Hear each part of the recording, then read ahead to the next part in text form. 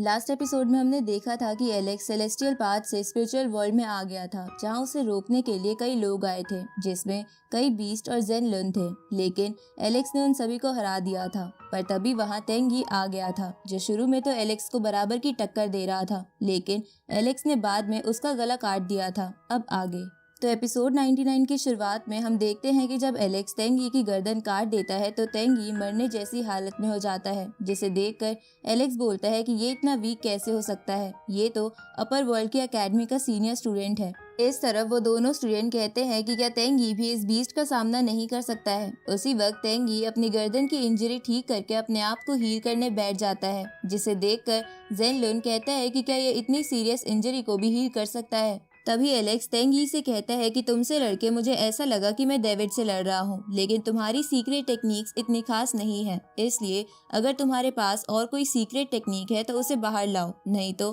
तुम मुझसे नहीं जीत पाओगे। एलेक्स ऐसा इसलिए कहता है क्योंकि वो भड़का के उसकी असली पावर जानना चाहता था। उसी वक्त तेंग यी एक इमोर्टल चॉप सील बनाकर एलेक्स पर कई सारे स्लैश अटैक करने लगता है, लेकिन एलेक्स शील्ड बनाकर उनसे बच जाता है और अपनी यिंग यांग रिवर्सल टेक्निक से तेंग यी की वो फॉर्मेशन तोड़ देता है। ये देखकर वहाँ खड़े वो स्टूडेंट सोचते हैं कि हमने सुना था कि तेंग यी ने एक बार सेंड माउंटेन को भी हिला के रख दिया था और जन्म से ही आज तक वो किसी से नहीं हारा और ना ही कोई आज तक उससे लड़के मैच ड्रॉ कर पाया है। लेकिन इस अंडरवर्ल्ड के बीस्ट के पास इतनी ज्यादा पावर है कि लगता है कि ये पूरे स्पिरिचुअल वर्ल्ड पे कब्जा कर लेगा। इधर एलेक्स को लग रहा था कि तेंग यी अपनी असली ताकत नहीं दिखा रहा है, इसलिए एलेक्स तेंग यी को और भड़काने लगता है क्योंकि वो अपर वर्ल्ड के स्टूडेंट्स की ताकत जानना चाहता था। ये सुन के वहाँ खड़ा जेन लुन एलेक्स से कहता है कि तेंग यी एक बैंड हो चुके मेथड की मदद से जल्दी से अपने प्लेस से यहाँ तुमसे लड़ने आया था, इसलिए ये अपनी पूरी ताकत इस्तेमाल नहीं कर सकता है। इस पे एलेक्स तेंग यी को चिढ़ाते हुए कहता है कि अगर तुम अपनी पूरी पावर इस्तेमाल नहीं कर सकते तो तुम्हारा क्या फायदा। ये सुन के तेंग यी गुस्से में एलेक्स पर अटैक करता है, पर एलेक्स को उससे कुछ नहीं होता, तो तेंग यी वापस उन वाइन्स में बदल कर वहाँ से भाग जाता है। जहाँ जाते हुए वो एलेक्स से कहता है कि मैं जल्द ही तुमसे अपना बदला लेकर रहूंगा। अब तेंग यी के वहाँ से जाने के बाद जेन लुन एलेक्स से बोलता है कि तुमने आज तेंग यी की बहुत ही ज्यादा इंसल्ट कर दी है और वो तुम्हें बाद में मारने जरूर आएगा। ये सुन के एलेक्स कहता है कि ये तो अच्छी बात है, पर अगर वो नहीं आया तो मैं तुमसे एक फेवर चाहता हूँ कि तुम मेरी फाइट अपने भाई के साथ रखवाओ, क्योंकि मैंने सुना है कि तुम्हारा भाई बहुत ज्यादा स्ट्रांग है। जिसपे जेन लुन कहता है कि मेरे भाई को अलग अलग स्टूडेंट और मास्टर से लड़ना पसंद है, इसलिए मैं उसे ये बात जरूर बता दूंगा। अब ये कहकर जेन लुन वहाँ से चला जाता है, जिसके जाने के बाद वो दोनों पहले वाले बंदे जिन्होंने एलेक्स को सेलेस्टियल पाथ तक का रास्ता दिखाया था, वो एलेक्स से कहते हैं कि वो लोग तुम्हें 20-20 बुला रहे हैं और तुम उन्हें कुछ नहीं कह रहे। अगर हम तुम्हारी जगह होते तो ना ही केवल हम इस गोल्डन गेट को पार करते, बल्कि अपनी बूढ़ी हड्डियों का इस्तेमाल करके उन्हें सबक भी सिखाते।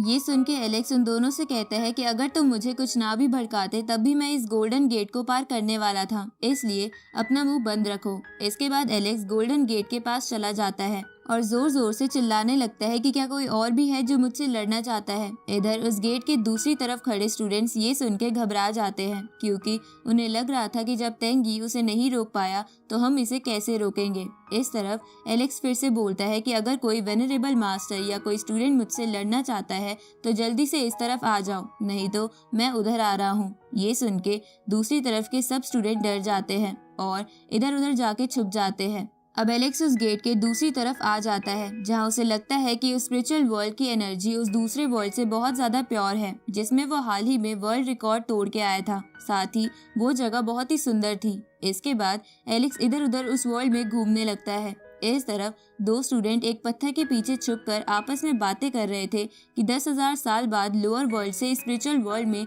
कोई बीस्ट आया है और हमने सुना है कि ये लोअर वर्ल्ड के बीस्ट खून के प्यासे होते हैं। उसी वक्त एलेक्स उन दोनों को देख लेता है और उनसे बात करने की कोशिश करता है, क्योंकि वो उस वर्ल्ड के बारे में और जानना चाहता था, लेकिन वो दोनों स्टूडेंट एलेक्स से डर के वहाँ से भाग जाते हैं। पर एलेक्स अपनी स्पीड की मदद से उनके आगे पहुंच जाता है, तो वो दोनों स्टूडेंट एलेक्स से डरते हुए कहते हैं कि हमें कुछ मत करना, हमारे पीछे बहुत सारे मास्टर्स हैं जो तुम्हें मार देंगे। ये सुन के एलेक्स उन दोनों से मजाक करते हुए कहता है कि अब चाहे कोई भी आ जाए वो तुम्हें नहीं बचा पाएगा। ये सुन के उनमें से एक स्टूडेंट डर के मारे खुद को एक्सप्लोड कर लेता है। क्योंकि उसे लग रहा था कि एलेक्स उसका खून पी जाएगा और वो ऐसी दर्दनाक मौत नहीं मरना चाहता था। इधर वो दूसरा स्टूडेंट भी एलेक्स की वजह से बेहोश हो जाता है। तो ये सब देखकर एलेक्स बोलता है कि यहाँ के लोग बहुत ज्यादा डरपोक और बेवकूफ हैं। उसी वक्त एक गोल्डन कंडेंसेशन सेक्ट का मास्टर अपनी स्पिरिचुअल फॉर्म की मदद से एलेक्स पर एक बाउल फेंकता है ताकि वो उसमें एलेक्स को कैद कर सके। लेकिन एलेक्स अपने गोल्डन स्पिरिट बर्ड का इस्तेमाल करके उस मास्टर को इंजर्ट कर देता है और उस बोल को लेकर उस मास्टर को ही उसमें कैद कर लेता है। उसी वक्त ये सब देखकर उस स्पिरिचुअल वर्ल्ड के सभी स्टूडेंट और बर्ड्स डर के मारे इधर उधर भागने लगते हैं। तो ये देखकर एलेक्स उस मास्टर की स्पिरिचुअल फॉर्म से पूछता है कि अगर तुम लोगों ने मुझे पकड़ लिया तो मेरी जो लोअर वर्ल्ड में फिजिकल बॉडी रखी है उसका क्या होगा। एलेक्स ऐसा इसलिए कहता है क्योंकि जिस वर्ल्ड में एलेक्स ने रिकॉर्ड्स तोड़े थे उस वर्ल्ड में स्पिरिचुअल बॉडी ही एंटर कर पाती है। इसलिए एलेक्स की असली बॉडी तो अभी भी लोअर वर्ल्ड में ही थी और ये एलेक्स की स्पिरिचुअल बॉडी है। अब वो मास्टर ये सुन के एलेक्स से कहता है कि तुम क्या चाहते हो कि मैं तुम्हें अपर वर्ल्ड के सीक्रेट्स बता दूं। इस पे एलेक्स बूटियन हॉल के एक ट्रेजर की मदद से उस मास्टर को जान से मारने की धमकी देने लगता है। लेकिन मास्टर कहता है कि अगर तुमने मुझे मारा तो पूरा गोल्ड कंडेंसेशन सेक्ट तुम्हें नहीं छोड़ेगा। पर एलेक्स कुछ भी नहीं सुनता और उसे मारने लगता है। ये सुन के वो मास्टर बहुत ज्यादा डर जाता है और एलेक्स को बताता है कि भले ही हम तुम्हें स्पिरिचुअल वर्ल्ड में पकड़ ले,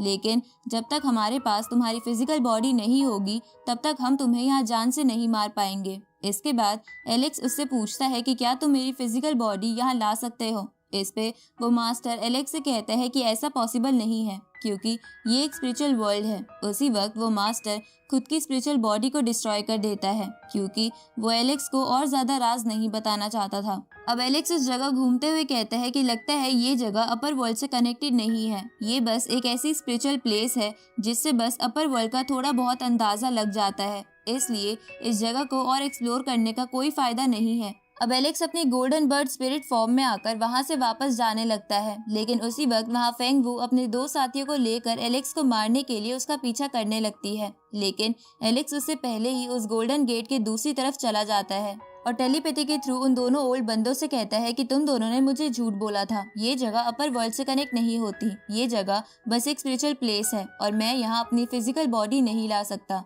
इस पे वो दोनों एलेक्स से कहते हैं कि तुमने कभी भी हमसे नहीं कहा था कि तुम्हारी फिजिकल बॉडी भी अपर वर्ल्ड में जानी चाहिए, और रही बात कि ये वर्ल्ड अपर वर्ल्ड से कनेक्टेड है या नहीं, तो हाँ, ये जगह अपर वर्ल्ड से ही कनेक्टेड है। ये सुन के एलेक्स उनसे कहता है कि मुझे तुम्हारी बातों पर अब विश्वास नहीं हो रहा, तुम झूठ बोल रहे हो। ये सुन के वो दोनों एलेक्स से कहते हैं कि ठीक है, तुम हमारी बात मत मानो, इसलिए हम सेलेस्टियल पाथ की शुरुआत वाली जगह से जा रहे हैं। ये सुन के एलेक्स उन दोनों से कहता है कि चाहे तुम कहीं भी भाग जाओ, मैं तुम्हें पकड़ कर रहूंगा। अब उनके जाने के बाद एलेक्स सोचता है कि ये दोनों बंदे असल में है कौन, क्योंकि आज तक कोई भी स्पिरिचुअल वर्ल्ड में ही अपनी स्पिरिचुअल फॉर्म नहीं बना पाया है, लेकिन ये बंदे तो वो बनाकर मुझसे बात कर रहे थे। लगता है ये दोनों कहीं न कहीं उस वर्ल्ड रिकॉर्ड वाली जगह से जुड़े हुए हैं। अब एलेक्स उस सेलेस्टियल पाथ से नीचे उतरने लगता है। इधर एलेक्स के वहां से जाने के बाद वो दोनों ओल्ड मैन भी गोल्डन गेट से इस तरफ आ जाते हैं, क्योंकि वो भी सेलेस्टियल पाथ चढ़कर चुपके से गोल्डन गेट के उस पार चले गए थे। लेकिन उन्होंने एलेक्स को झूठ बोला था कि वो सेलेस्टियल पाथ के नीचे एलेक्स का वेट कर रहे हैं। अब जब वो दोनों बात ही कर रहे थे, उसी वक्त फेंग वू गोल्डन गेट से अपने साथियों के साथ इस तरफ आ जाती है, जिसे देखकर वो दोनों सेलेस्टियल पाथ के नीचे उतरने लगते हैं। तो ये देखकर फेंग वू भी उनका पीछा करती है, क्योंकि वो एलेक्स के साथ साथ उन्हें भी मारना चाहती थी। इस तरफ एलेक्स उस सेलेस्टियल पाथ से नीचे उतर के उस ब्रोंज गेट से बाहर आ जाता है, पर तभी वो उन दोनों ओल्ड मैन को भी उस पाथ से नीचे उतरता हुआ देखता है, जिसे देखकर उसे कुछ समझ नहीं आता। तभी वो दोनों एलेक्स से कहते हैं कि तुम्हारी वजह से कुछ लोग हमें मारने के लिए हमारा पीछा कर रहे हैं। अब वो दोनों एलेक्स के पास खड़े हो जाते हैं और उनमें से एक कहता है कि क्या हमें इन अपर वर्ल्ड के लोगों से लड़ने के लिए किसी और को भी बुला लेना चाहिए। इस पे वो दूसरा बंदा कहता है कि लोअर वर्ल्ड में सभी लोग वीक हैं और ऐसा कोई नहीं जो इन लोगों से लड़ सके। तभी वो दोनों देखते हैं कि फेंग वू उस ब्रोंज गेट के बहुत पास आ गई है, तो वो दोनों ब्रोंज गेट बंद कर देते हैं, जिसकी वजह से फेंग वू और उसके साथी बाहर नहीं आ पाते। इधर एलेक्स ये देखकर सोचने लगता है कि ये दोनों तो ब्रोंज गेट को भी कंट्रोल कर सकते हैं, इसलिए एलेक्स उन दोनों से पूछता है कि कहीं तुम दोनों ने ही तो इस ब्रोंज गेट और इस वर्ल्ड रिकॉर्ड वाली जगह को नहीं बनाया है। इस पे वो दोनों कहते हैं कि हमें याद नहीं है, हमें बस ऐसा महसूस होता है कि हमारी असली बॉडी अपर वर्ल्ड के अंदर है। इस पे एलेक्स उनसे कहता है कि अगर ऐसा होता तो अब तक तुम्हारी फिजिकल बॉडी मर चुकी होती, क्योंकि कोई उनकी प्रोटेक्शन करने के लिए नहीं होगा और कोई भी उन्हें आसानी से डिस्ट्रॉय कर सकता है। लेकिन हो सकता है तुम्हारी फिजिकल बॉडी इमोर्टल हो, लेकिन ऐसा तो बहुत रेयर केसेस में होता है, इसलिए तुम मुझे सच सच बताओ कि तुम हो कौन। ये सुन के वो दोनों कहते हैं कि हमें सच में याद नहीं कि हम कौन हैं, इसलिए हमें ऐसी डरावनी आंखों से मत घूरो। इस पे एलेक्स बोलता है कि मैं आज तुम्हारी आइडेंटिटी के बारे में जान के रहूंगा। ये सुन के वो दोनों एलेक्स से कहते हैं कि हमारी आइडेंटिटी इतनी भी इम्पोर्टेंट नहीं है जितने के वो गिफ्ट्स हैं जो हम तुम्हारे लिए स्पिरिचुअल वर्ल्ड से लाए हैं। अब वो दोनों एलेक्स को ब्रोंज बुक का एक हिस्सा दे देते हैं, जिसके पहले से ही 9 हिस्से एलेक्स के पास थे, जिसे एलेक्स ने डेविड को हराने की वजह से जीता था। उसी वक्त वो दोनों एलेक्स से कहते हैं कि अगर तुम स्पिरिचुअल वर्ल्ड के और भी अंदर जाते तो तुम्हें ऐसे और भी पार्ट्स मिल जाते। ये सुन के एलेक्स उनसे कहता है कि ये तुमने मुझे पहले क्यों नहीं बताया। इस पे वो लोग कहते हैं कि हम ये बात पहले बताना भूल गए थे।